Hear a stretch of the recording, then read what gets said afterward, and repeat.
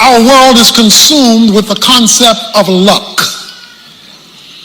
Chance happenings that just kind of take place.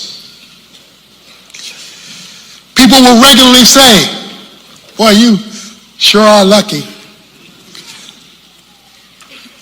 Or the opposite, something is bad luck. But the book of Esther says that there is no such thing as luck. There is providence.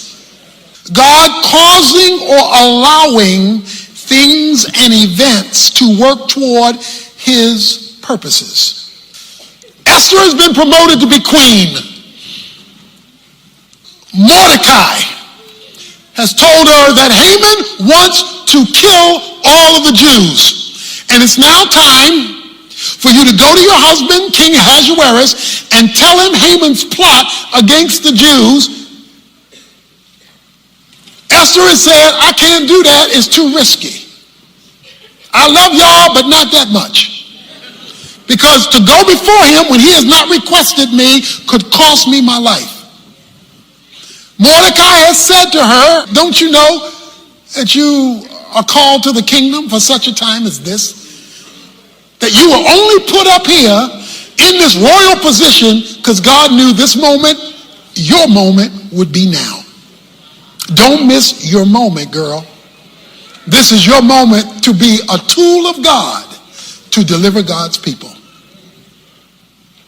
When she hears that message from Mordecai, she says, okay, I want all of y'all to go on a 3-day fast. I need y'all on your knees for this one because this is a big one. You're asking me to risk it all, and I'm going to go do it, and if I perish, I perish.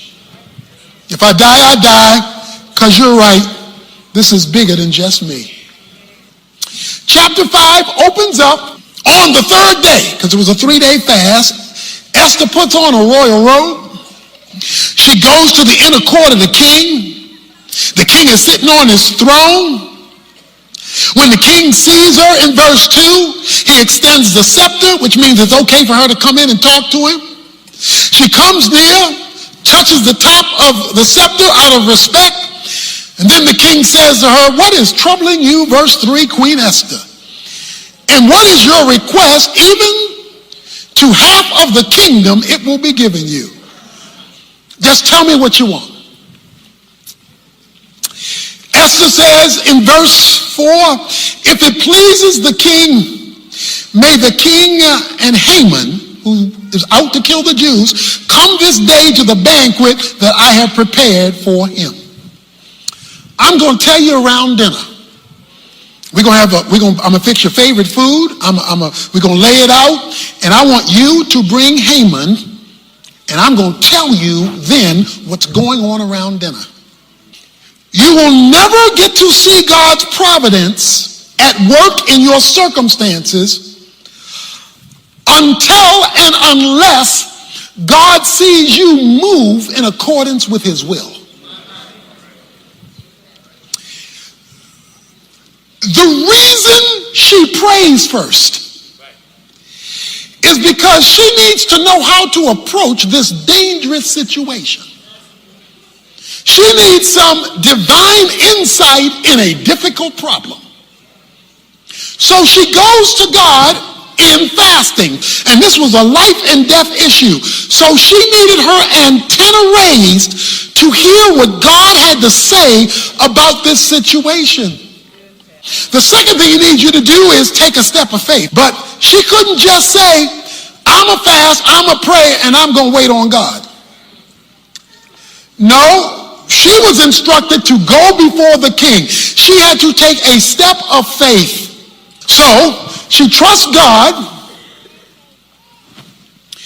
She believes God. She prays to God. And then she makes a risky step because there are no guarantees in advance. What does she get in return? Well, so far, what she gets is a plan. The plan is, I'm going to take my husband to dinner and I'm going to tell him to invite my enemy, Haman. In other words, I'm going to get Haman on home court advantage. I got to get Haman on my territory. She says, okay, it's a banquet. It's a dinner. Okay, bring Haman to dinner and let's go from there. So she invites her husband and her enemy to dinner. Guess who's coming to dinner? So, the banquet is prepared. And they drank their wine, verse 6, at the banquet. So this is a big dinner party for her husband. And the king said to Esther, what is your petition? Okay, you brought me here to dinner. You done fed me good. What do you want? For it shall be granted to you. And I mean, I'm going to do it big, because whatever your request, even the half of the kingdom, it will be done. I'm going to take care of you. What did you make this dinner for? Ooh, it's getting tricky now. Verse 7. So Esther replied, my petition and my request is.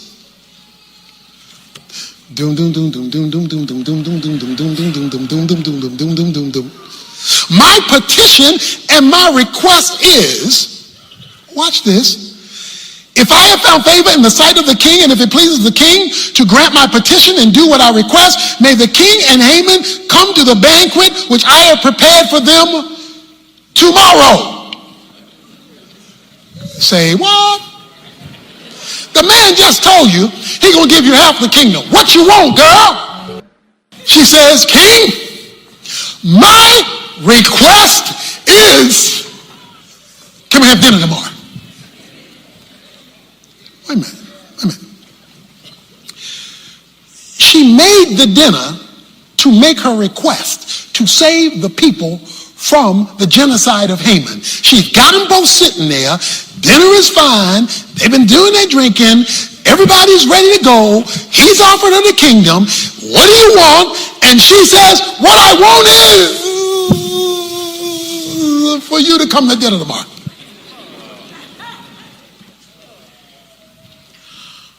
Something happened between verse 6 and 8 to cause her to change her mind about making her petition. She changes her mind because she doesn't even finish the sentence. She just jumps to, let's do this again tomorrow. So I know your question is, what changed her mind? She pauses and says, come back tomorrow. Something is happening here. Well, Haman is now smelling himself. Because Haman went out, verse 9, glad and pleased of heart. He's saying, whoa. He says, boy, I was invited to eat with the king and his wife. Boy, I'm really rising on the ladder here. The problem is when he goes out, he runs into Mordecai. Verse 9, and Mordecai would not stand up, not respect him. The man is out to kill him. Mordecai's not going to stand up. Haman was filled with anger against Mordecai. So he already doesn't like him. Now he's really ticked off because I didn't come from this party with the king, with the queen. I'm standing before you and you don't recognize who I am, and they just invited me to be with them. You don't know who I am? So he is ticked off, but he controls himself. Verse 10, he doesn't let it. He goes home and tells his wife. He says, wife, Zeresh, he says, let me tell you about my day. I am the man. I am the man. Look, I'm rich. We got these 10 sons. He says, verse 11, and the king magnified me and promoted me, and I'm above all the servants. And then guess what, baby? Verse 12, Esther, the queen, had me, no one but me come to be with the king to eat dinner. Oh, yeah, I'm boss. I'm the boss man, girl. I am on it. This is my day. But there is one problem. All this doesn't matter to me because this Mordecai, the Jew, sitting at the king's gate. And I can't stand it. I can't take it any longer. So his wife says, look, we got to get rid of Mordecai. You build the gallows, and we're going to kill him tomorrow. We're going to kill him. During that night, chapter 6, verse 1, the king could not sleep. This is just not a regular night. This is on a particular night. Insomnia sets in. And so the king needs help to go to sleep. So according to verse number 1, he tells his servant, go get me something boring to read. God is so detailed in his coincidences. He leads the servants to the right book. And he makes them read the right page. And on the page that they read, it was found written, verse 2, what Mordecai had reported concerning Bigthana and Teresh, two of the king's eunuchs who were doorkeepers, that they had sought to lay hands on King Ahasuerus. That goes all the way back to chapter 2 when Mordecai uncovered an assassination plot against the king, and it just happened to be written in the book, in the Chronicles, on the page from the book that he had them read that night, not at night. That night he could not sleep. Okay, I know it's just luck. I know it's just chance. I know it's just something that just kind of happened. I got that. And so he's reading the book because of his insomnia. And it just happens that when they hit Mordecai, king said, whoa. You've been reading all these names and all these events, but this guy Mordecai, he saved my life, right? Yeah, king. Well, tell me, verse 3, how did we honor him? How did we tell him we appreciate him for saving the king's life? Servant said, we didn't do anything for him. What? You see, God's providence is tied to time. Even though the time may go over years. Because this is years. Even though you thought something should happen 5 years ago or 8 years ago, but God is doing more than just you. He's doing a series of things at the same time because his kingdom is bigger than just you. You are not the kingdom. You are a representative in the kingdom to be used by the kingdom for the kingdom, but you're not the only one in the kingdom. And so timing becomes everything. And so now we find ourselves when on the day, because night is now past, on the day Mordecai is supposed to die, he's reading a book with Mordecai's name in it just because he can't sleep on that night. Okay, watch this. The king asked in verse 4, I hear somebody outside. Who's outside in the court? It's early in the morning. Who would be up this early out there? Who's there? Who's in the court? He asked in verse 4. Now Haman had just entered the outer court of the king's palace in order to speak to the king about hanging Mordecai on the gallows which he had prepared for him. King's servant say in verse 5, King, behold, Haman is standing at the door. Let him come in. Tell Haman come in. He my number 2 guy. Let him come in. So Haman came in, and the king said to him, what is to be done for the man who the king desires to honor?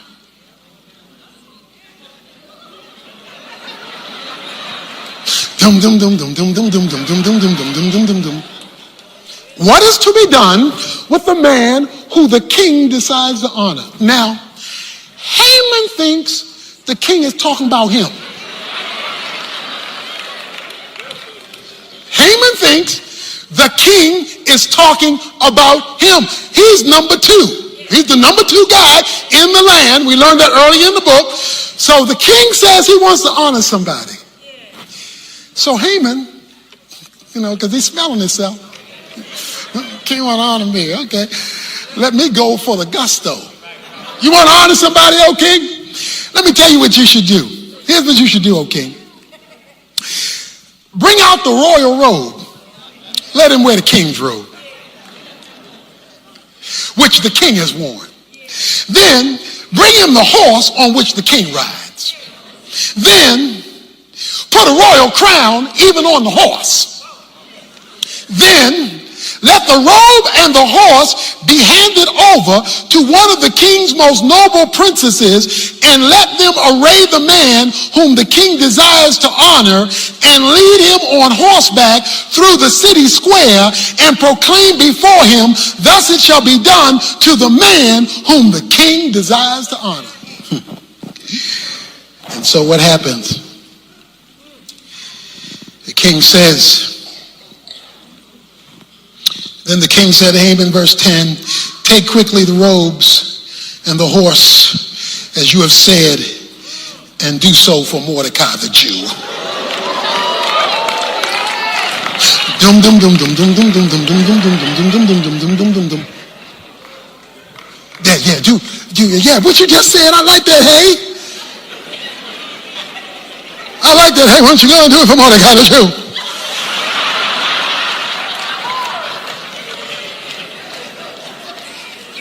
My Bernie Mac invitation, not invitation. Just go ahead and do it for Mordecai the Jew.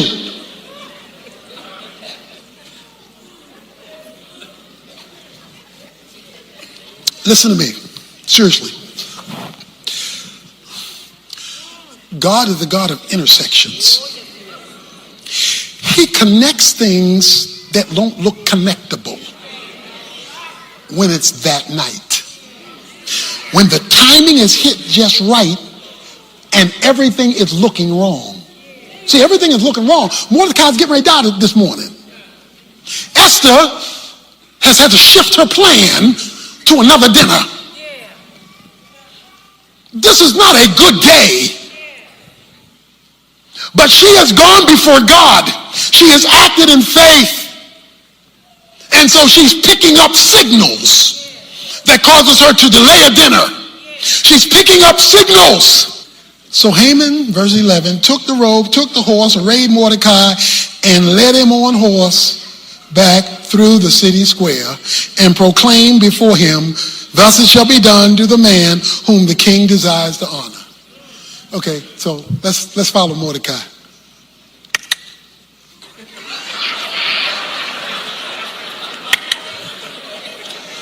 This is a man the king want to honor.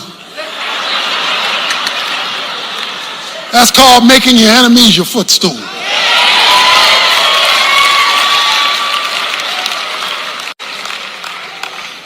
Then Mordecai returned to the king's gate, but Haman hurried home mourning with his head covered. Told his wife Zeresh, this is what happened today. This whole thing is reversed. His wife Jared says, well, yeah, it looks bad for you, boy. She says, because you've fallen before this Jewish man. You've fallen before this Jewish man. Brothers and sisters, this is 24 hours. So he's walking this Jew around. Okay. Why am I telling you that? Because I'm telling you the providence of God can even address racism. Okay, y'all don't miss me. The providence of God, because we got racism. He wants to genocide all of the Jews because they are Jewish.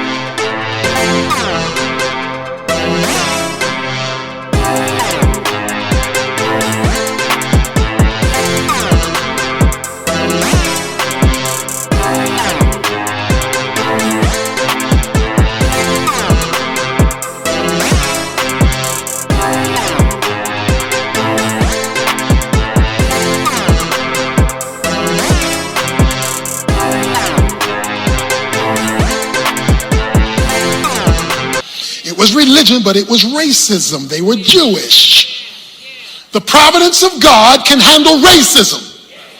It was the providence of God in 1955 when a woman named Rosa Parks, who happened to be on the bus, happened to have a man talk to her. She happened to not be willing to get up, which led to a civil rights movement, which changed the laws of the land. God knows how, when he gets the right people with the right faith at the right time in the right place to do the right thing, to flip the script even racially. Okay, it's about 1969, around 1969. One of my professors in college asked me to go to a church with him, to his church, around 1969. I went with my professor. I go inside the church, and when I walk out of the church, all hell breaks loose because blacks were not allowed in the church. My professor didn't agree with that. He asked me when I would go. I went. I didn't know all this. So I went, and the church went into convulsions because this is, coming off the civil rights era and all that.